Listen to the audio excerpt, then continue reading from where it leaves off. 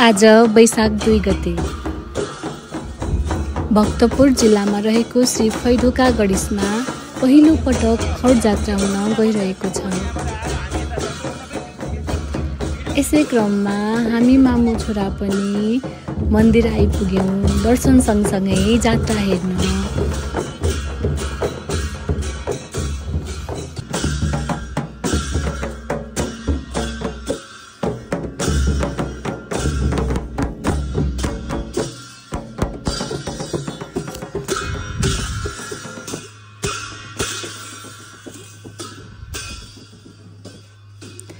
बाटोमा हिँड्दा उड्दा जात्रा त थुप्रै देखियो होला, तर यो पल्ट भने जात्राको बारेमा थोरै भए पनि बुझ्ने मौका चाहिँ पायौँ।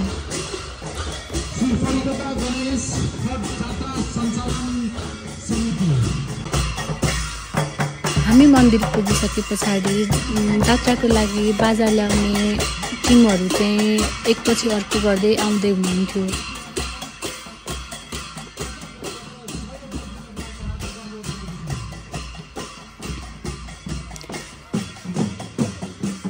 जात्रामा भएका बाजाहरूले सबै धर्मावलम्बीहरूको आफ्नो आफ्नो मौलिकता बोकेका छन्।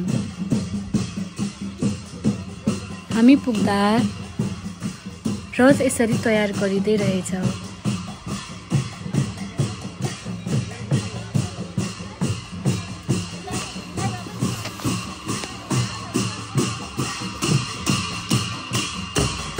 आजको यो पूजाको मुख्य पुजारी भनेको चाहिँ राज उपाध्याय र कर्मचार्य थरबाट हुनुहुँदो रहेछ।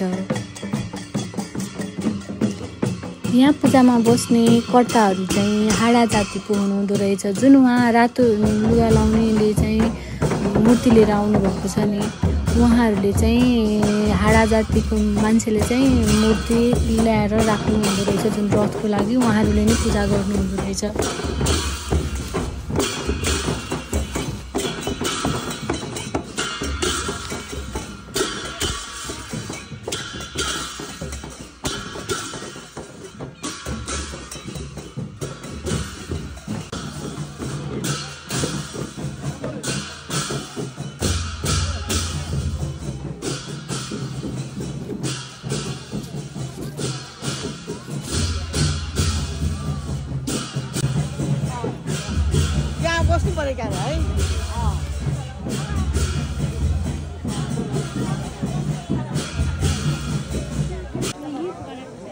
पूजा गर्ने क्रम यहाँ जारी नै थियो। जुन रथको लागि ल्याइने मूर्तिको चाहिँ मुख छोपेर ल्याउनु हुने रहेछ। यसको चाहिँ रिजन के हो रे भन्दाखेरि चाहिँ यो चाहिँ प्राण भरे पछाडि, मूर्तिमा प्राण भरे पछाडि मात्रै त्यो मुखको कपडा चाहिँ उहाँहरूले खोल्ने हुने रहेछ।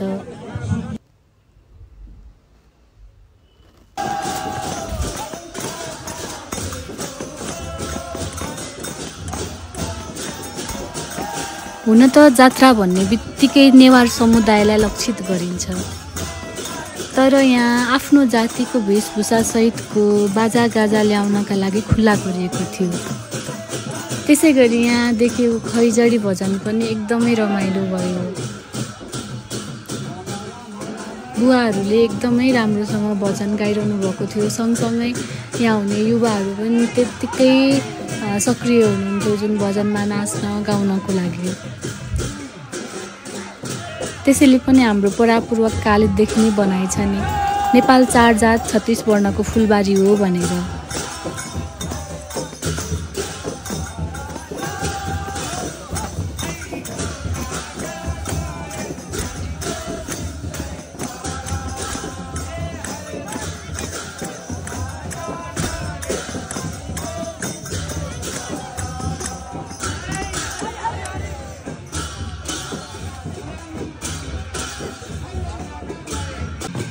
त्यसै गरी यहाँ अर्को जातिको नृत्य प्रस्तुत गर्दै हुनुहुन्छ।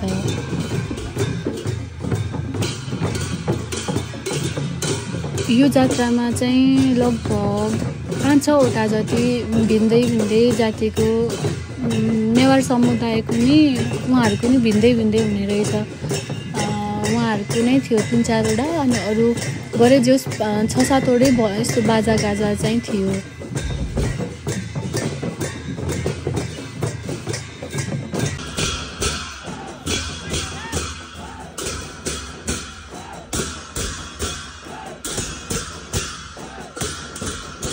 यता युवाहरूको जोस भने फेरि बेग्लै नै थियो।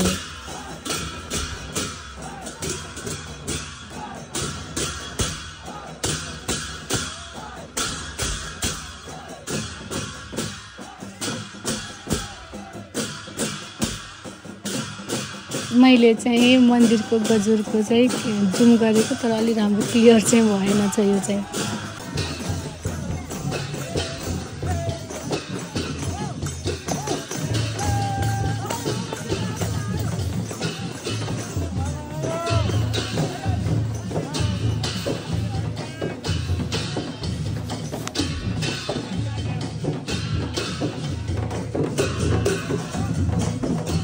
मेरो बाबु पनि जात्राको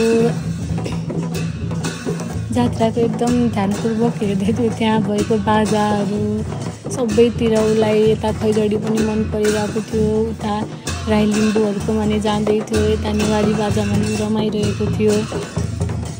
ऊ पनि एकदम रमाइलो मानिरहेको थियो। यहाँ पूजा सकिएर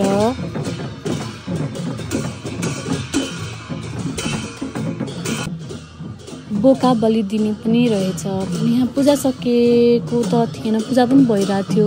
यो पूजा सकिने बेलामा चाहिँ बोका बलि दिइँदो रहेछ।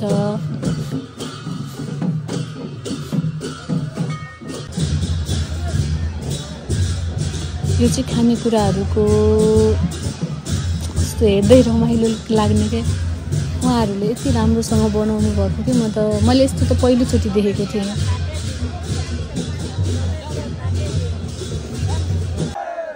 पूजा सकेर बोका बलि दिइसके पछाडि मूर्तिमा मन्दिरभित्र लगेर प्राण भरिदो रहेछ।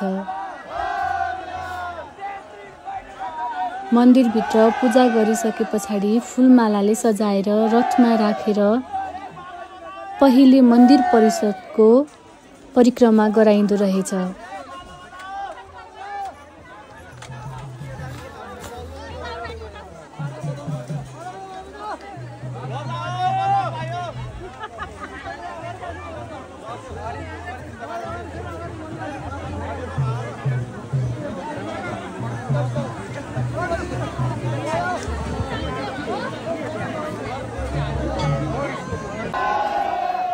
यसपछि रथ लाने क्रम सुरु गरियो।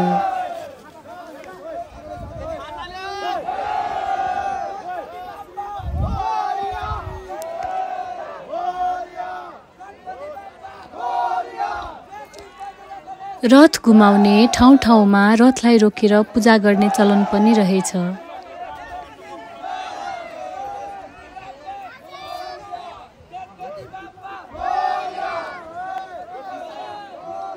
नगर परिक्रमा गरिसके पछाडि पुनः श्री फैढोका गणेशमा लगेर रथ विसर्जन गरियो। हामी मामु छोरा पनि जात्रामा रमाइलो गरेर घर फर्कियौँ। यदि मैले माथि भनेका जात्रा विशेषका कुराहरूमा केही त्रुटि भए कृपया माफ गरिदिनुहोला। सँगसँगै माफी सँगसँगै चाहिँ त्रुटि पनि सच्याइदिनु होला।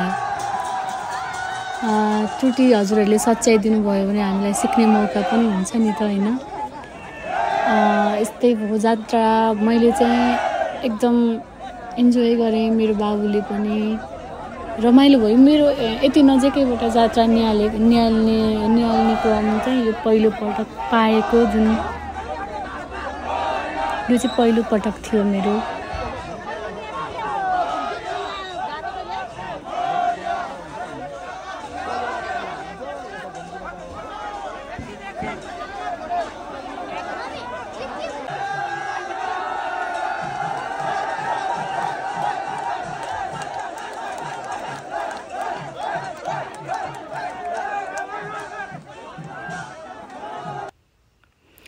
हस् त हजुरहरू पनि यो भिडियो हेरेर इन्जोय गर्नुहोला।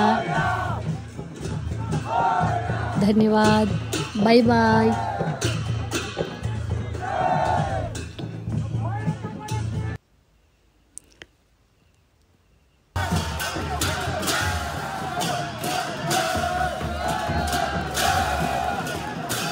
Thank you for watching.